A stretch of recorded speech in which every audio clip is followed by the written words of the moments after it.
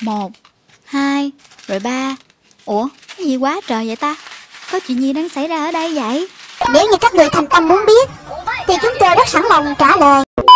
Ý lộn rồi, đây là kênh của chị Bu, không phải là biệt đội Quả Tiễn.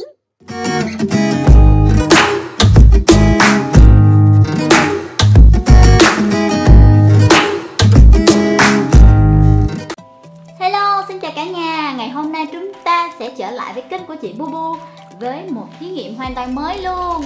Đó chính là mix bạn này chung với lại bạn này. Bó tay giới thiệu nhân vật sau mà cũng không biết ai là ai, bởi vì vẫn còn bịt mặt kín mít. Chị Bu chưa cho ra nhưng mà em vẫn ra đây. Xin chào tất cả các anh chị, và em chính là Slime Trong, một bạn slime trong như nước. Ủa cái gì vậy? Chưa đến lượt ra mà, đi vô, đi vô. Và đây chính là khách mời. Đó chính là một bạn slime trong màu đen. Vừa mới chơi xong nên vẫn còn bong bóng. Sẽ để ra đây một lúc, lát là chị em mình sẽ lôi bạn ấy vào chương trình nha. Còn bây giờ thì trước khi khám phá xem hai bạn này là hai bạn nào, cả nhà hãy nhanh tay nhấn nút đăng ký ở phía bên phải của màn hình và hãy trở thành một ly copy đáng yêu của đại gia đình Baby Kubo. Còn bây giờ thì còn chần chờ gì nữa, chúng ta hãy cùng vào clip thôi. Let's do it. Chị sẽ giới thiệu với cả nhà một cái bưu phẩm này trước đã. Đây, hãy nhìn vô cái tên của đống slime này đi. Và cả nhà hãy trả lời cho chị biết là cả nhà có nhận ra đây là slime của ai không. Hãy comment nhanh nhanh lên phía trước nha. Chị sẽ mở bưu phẩm này vào cuối tuần nha. Nhưng mà cả nhà đừng có lo là slime sẽ bị chảy nha. Chị sẽ quay ngay sau video này thôi. Và chị sẽ public vào cuối tuần. Cả nhà có háo hức hay không? Hãy mau mau comment ở phía dưới để có cơ hội nhận được một trong những cái bạn slime này sau khi chị review nha. Còn bây giờ hãy trở lại với video clip của mình thôi. Dạ nặng quá. Ok, vị khách mời đầu tiên chính là bạn trẻ này đây. Bạn này mới vừa được làm xong luôn cho nên vẫn chưa có được lung linh. Và nhân vật thứ hai chính là Than Than. Hãy mau mau cởi bỏ lớp mặt nạ ra đi. Đây, rất là nhiều luôn. Chính là một cơ số rất là nhiều. Bạn gì đây đố cả nhà biết. Khoan nhận ra bạn này là bạn nào không? Chắc là cả nhà mà ưa mix là nhìn là nhận ra ngay rồi luôn á. Đó, hôm nay chị có tổng cộng là 50 lá giác vàng. Và hôm nay chị sẽ giác vàng cho bạn slime trong này. Với 50 lá giác vàng này thì chuyện gì sẽ xảy ra? Cả nhà có đoán được không? Nếu không đoán được thì hãy tiếp tục coi video clip nha.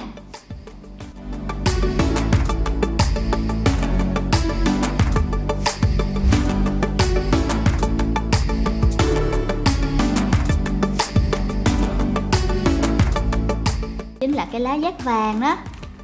Nó rất là mỏng luôn và cực kỳ dễ dính vô tay. Khi mà dính vô hũ là khó rửa cực kỳ. Chị cũng chưa tìm ra cách nữa, cho nên là chị mix vào trong slime trước không à, chứ không có để ở trong hũ cho các bạn tự mix. Chị sợ nó dính vào tay các bạn á. Đó, nó mỏng dính hà mà nhẹ nhàng lắm.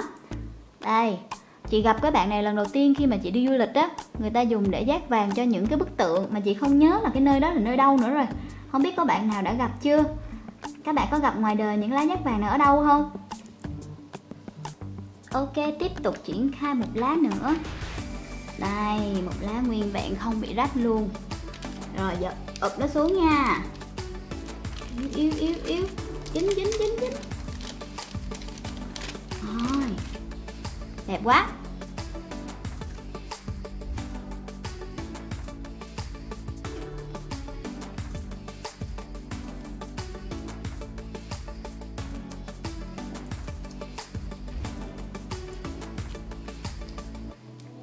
Gật nó lại coi. Dưới đây cũng rất là đẹp luôn rồi nè. Thêm một lá nữa.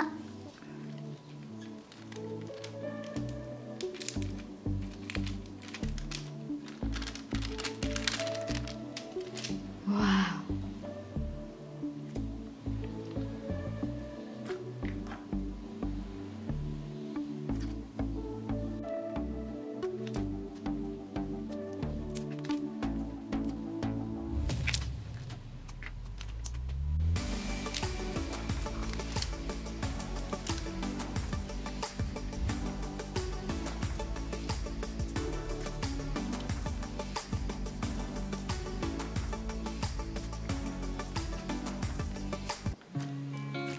Ok, cho thử 2 lá vô coi sao.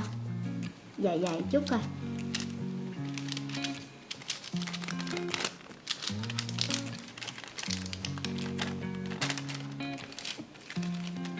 Một lá nè, 2 lá nè. Rồi, đứt rồi. Cái này nó dễ đứt lắm luôn cả nhà. Ok, chị biết là các em muốn vô trong đây. Rồi, Thầy Nguyện này nha. Đẹp quá, đẹp rồi. Chân sẵn, sang sẵn. Đó. Đẹp quá đi.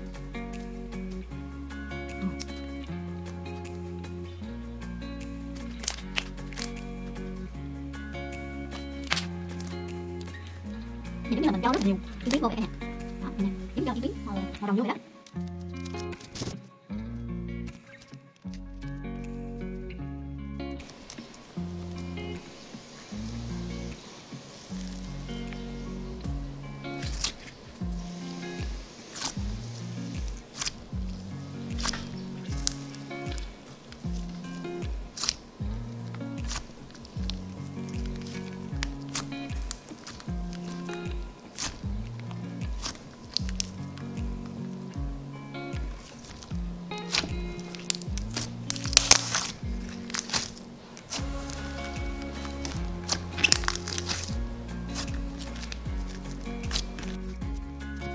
Từ khúc này là mệt quá, cho từng lá đuối quá. Vậy là chị đã double lên cho mỗi lần 2 lá. Cả nhà thấy như thế nào?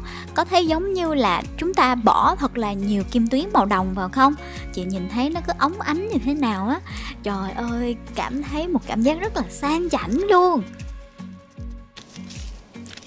Hãy cùng im lặng và lắng nghe âm thanh được tạo ra bởi những lá giác vàng ở trong slime trong nhé.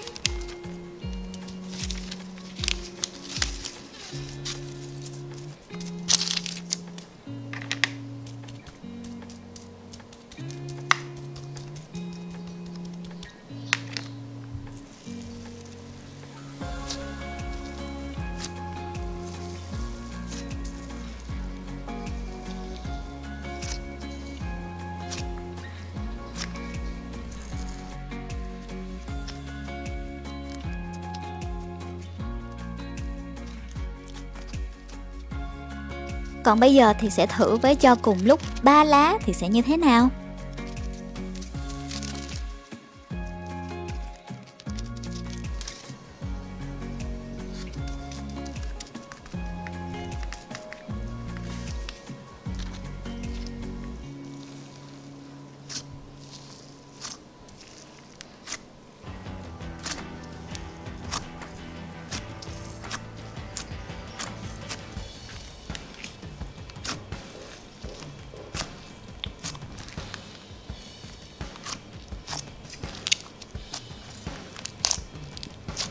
Lâu lâu không nghe chị Bu nói nhiều, cả nhà có thấy lạ hay không?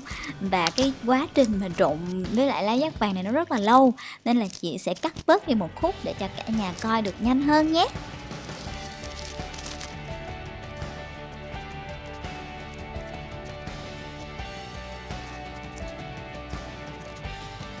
Đây, cái này là sau bao nhiêu? 30 lớp rồi. Cả nhà nhìn thấy giống cái gì không? Giống như là bạn đó được trộn với lại rất là nhiều kim tuyến vậy đó. 30 lớp và còn 20 lớp nữa. Rồi, chị em mình trộn tiếp nha. Cả nhà có biết câu chuyện về ông vua vàng mà có ngón tay đụng vô bất cứ thứ gì cũng thành vàng không? Đố các bạn biết nha, ông vua đó tên là gì? Hãy comment ở phía bên dưới nha. Đó là một câu chuyện cổ tích á, cho nên là có thể là sẽ ít bạn biết được câu chuyện này.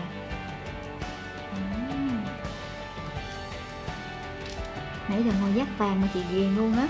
Nhìn nó đã gì đâu, mỗi lần mình ấn cái tay xuống siêu đã luôn.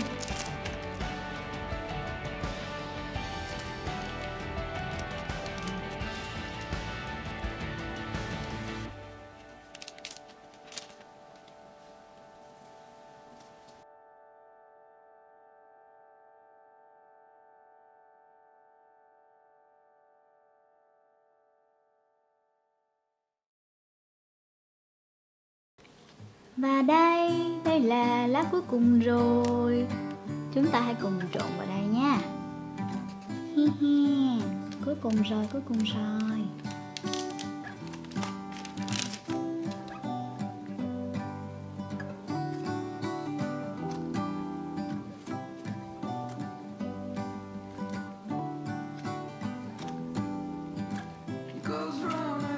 Có một số lá nó rớt xuống dưới, nó dính xuống bàn luôn rồi cả nhà, mà lấy nó không có ra.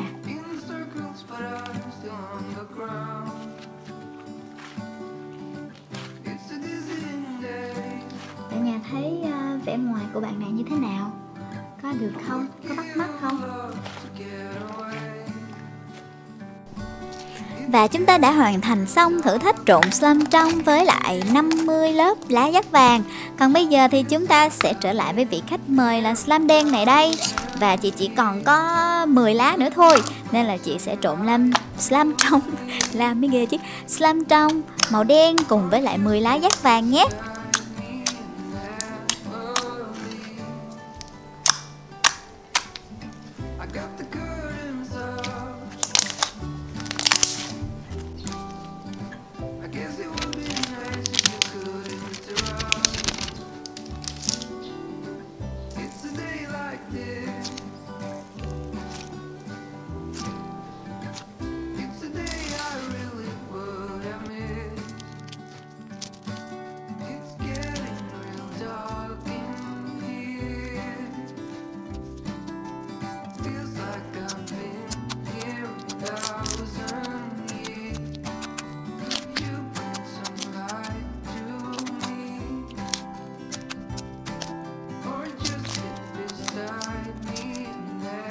Nếu mà cả nhà thích thì hãy comment cho chị biết để chị tiếp tục làm những video như thế này, vì mình coi rất là thoải mái và dễ giải stress luôn.